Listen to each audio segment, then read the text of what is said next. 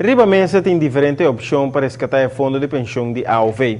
Diretor de SVB avisa que a AOV na final de 2014 a reserva de fundo aqui locaba, pero promete que aqui passa a mestre a um lugar uma discussão sobre aumento de idade de pensão ou aumento de prima.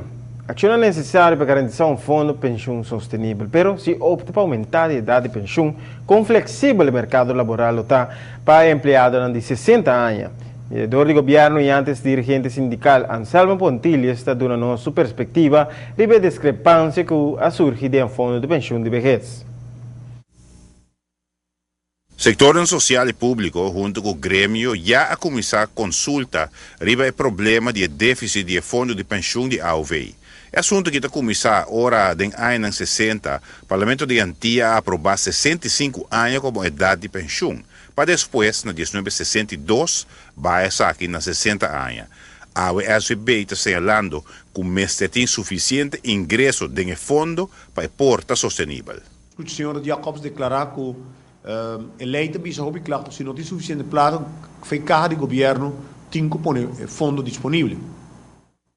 Países rond mundo na Europa, seguro na Europa, para nós fazer referência, por exemplo, na Holanda, Alemanha, diferentes países, o fenômeno de idade é uma situação em qual afeta o fundo não, e será esse cambio não drástico.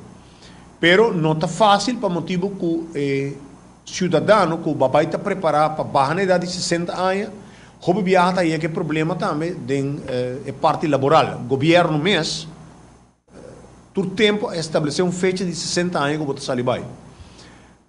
Do setor privado menos, pero também está sendo que a gente que chega a idade não, hobby viaja e do não trabalho tu prefere uma gente mais jovem na trabalho que a gente de idade.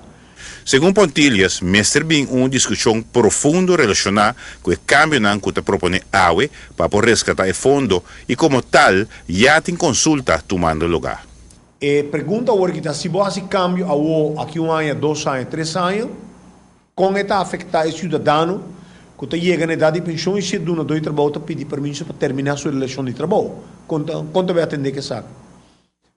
E aceita um rol grande agora com o mercado laboral também atender que o trabalhador que tem 60 anos ou mais, com flexível o mercado laboral está para queda aceitar a gente que trabalha e no mesmo momento o mercado laboral também está com saudável a pessoa está para cumprir com 8 horas ou 4 horas de trabalho.